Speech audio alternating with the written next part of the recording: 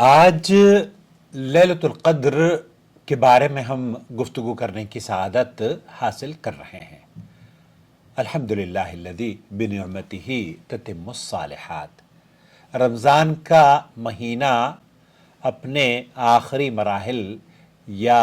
منزل مقصود تک پہنچنے والا ہے۔ اب رمضان المبارک گویا یہ پکار کر کہہ رہا ہے کہ میرے رخصت ہونے کا وقت آ گیا ہے، مجھے اب آپ اجازت دیجیے۔ دوستو، بھائیوں اور بہنوں، آج ہم ایک نہایت ہی بابرکت رات کے بارے میں گفتگو کریں گے جسے امت مسلمہ میں سب سے زیادہ شب قدر قرار دیا جاتا ہے، اور وہ رات یعنی 27ویں شب ہے۔ اور اس رات کے بارے میں کئی محققین، کئی محدثین اور اللہ کے رسول صلی اللہ علیہ وسلم کے صحابہ بھی اس بات کی تصریح بیان کرتے ہیں کہ یہی شب قدر ہے۔ شب قدر جسے لیلۃ القدر بھی کہا جاتا ہے، اس کی فضیلت کا اندازہ اس بات سے کیا جا سکتا ہے کہ اللہ رب العالمین نے اس سورہ مبارکہ میں اس رات کو 1000 مہینوں سے افضل قرار دیا ہے، جسے آپ سورۃ القدر کے نام سے جانتے ہیں۔ یعنی اگر 1000 مہینے ایسے گزارے جائیں جن میں شب قدر نہ ہو، اور ان مہینوں میں کوئی شخص عبادت کرتا رہے، اپنے آپ کو اللہ کی جنت کے لیے، اس کے حصول کے لیے تیار کرتا رہے، تو جو ثواب اسے ان مہینوں میں یا ان سالوں میں نہیں ملے گا، اس سے زیادہ ثواب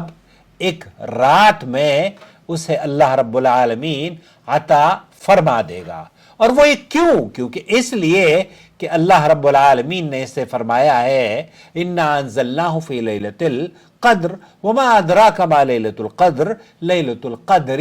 خَيْرٌ مِّنْ أَلْفِ شَهْرٍ۔ یہ وہ رات ہے جو ہزاروں مہینوں کی عبادات سے بہتر ہے۔ آپ کو عبداللہ ابن عباس رضی اللہ تعالیٰ عنہ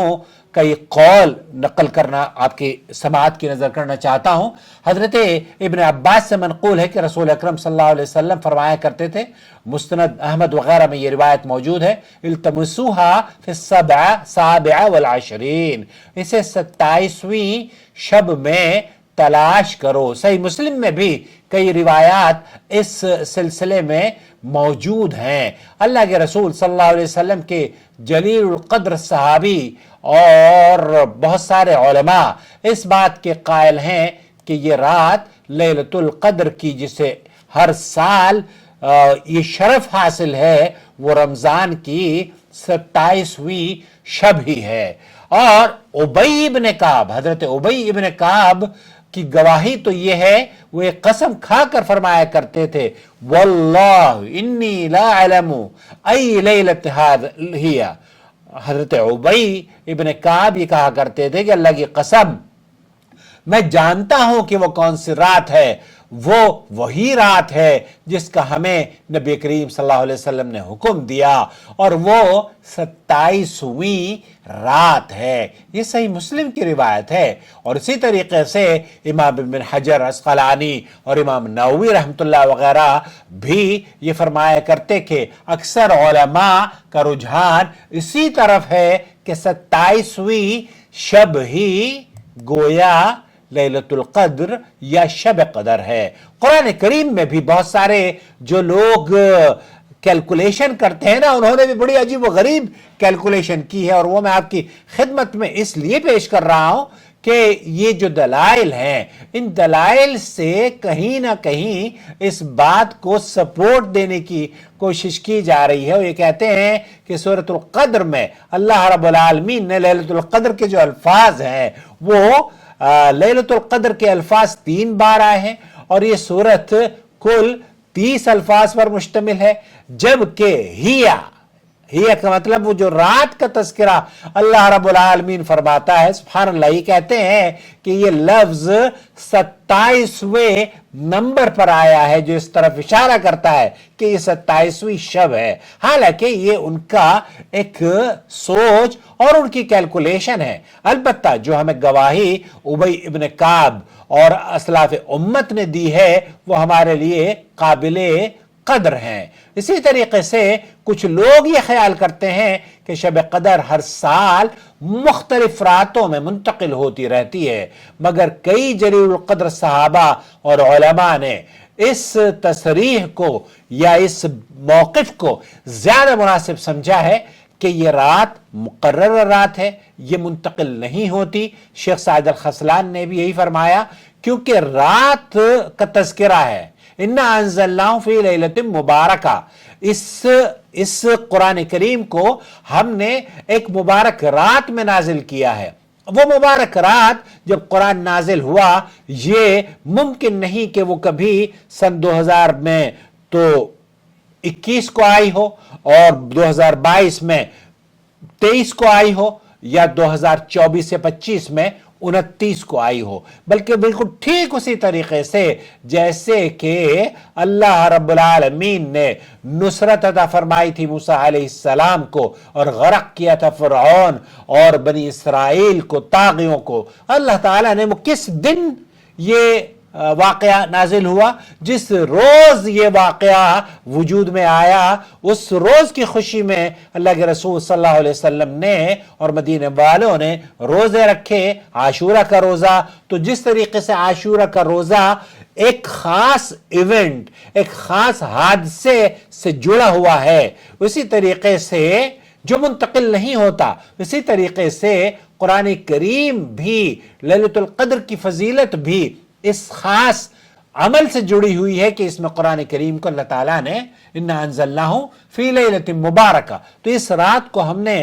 اس مبارک رات میں اتارا ہے۔ تو جب ایک رات کا تذکرہ کیا گیا ہے تو وہ رات، شیخ سعد الخسلان یہ کہتے ہیں کہ وہ منتقل نہیں ہوتی بلکہ وہ ایک ہی رات ہے، اور جیسے ابی ابن کعب کہتے ہیں کہ وہ 27ویں شب ہے۔ اور ابن عباس کا موقف، حضرت ابن عباس رضی اللہ تعالیٰ عنہما وہ فرماتے ہیں اللہ کے رسول صلی اللہ علیہ وسلم نے فرمایا شب قدر کو 27ویں رات میں تلاش کرو، یہ ہر سال وہی ہوا کرتی ہے یا ہوتی ہے۔ اس حدیث کو بھی امام بیہقی وغیرہ نے نقل کیا ہے۔ شیخ الاسلام ابن تیمیہ کا بھی یہی موقف تھا، وہ یہ کہا کرتے تھے کہ زیادہ قوی بات ہے کہ شب قدر ہر سال مقررہ ہی ہوتی ہے اور 27ویں شب میں آتی ہے۔ اس دن کو ایک انسان کو کیا کرنا چاہیے؟ اب عائشہ رضی اللہ تعالیٰ عنہ فرماتی ہیں کہ جب حضرت عائشہ رضی اللہ تعالیٰ عنہ نبی کریم صلی اللہ علیہ وسلم سے سوال کیا کہ اگر مجھے شب قدر مل جائے تو میں کیا کروں، آپ علیہ الصلوۃ والسلام نے فرمایا آپ یہ دعا مانگیں، اللہم انک عفو تحب العفو فاعف عنی، اے اللہ تو معاف کرنے والا ہے، معافی کو پسند کرتا ہے، بس مجھے معاف فرما دے۔ اور اسی طریقے سے اس رات میں اپنے لیے، اپنے بچوں کے لیے، اپنے ملک کے لیے، پوری دنیا کے مسلمانوں کے لیے، خاص طور پر کمزور مسلمانوں کے لیے، مظلوم فلسطینیوں کے لیے دعا ضرور کرنی چاہیے۔ اللہم انصر اخواننا المستضعفین فی کل مکان، ہمارے اے اللہ کمزور مسلمان بھائیوں کی تو مدد فرما، وخصوص بالنصرت اہل فلسطین، اور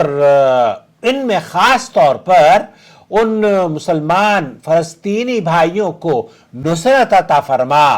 اور اللہ رب العالمین اللہم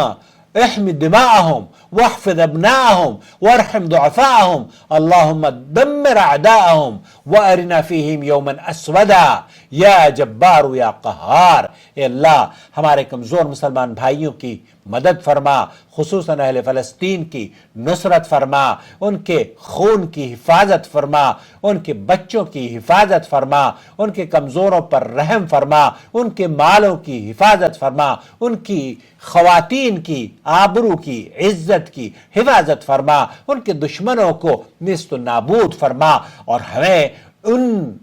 پر تیرے عذاب کا دن دکھا۔ اے اللہ تو غالب اور قہار ہے، اے اللہ تو رحیم اور رحمان مسلمانوں کے لیے، اے اللہ ان پر رحمت نازل فرما، اور ان دشمنوں پر جو مسلمانوں کے دشمن ہیں، جو انسانیت کے دشمن ہیں، اللہم ارنا فیہم یوما اسودا، اے اللہ ہمیں مرنے سے پہلے ان کے لیے جو کالا دن، ماتم سے بھرا دن، ان کو ہم ماتم کرتا ہوا، روتا پیٹتا ہوا دیکھیں، جس طریقے سے انہوں نے ہمارے بہن بھائیوں کو، بچوں کو گھر سے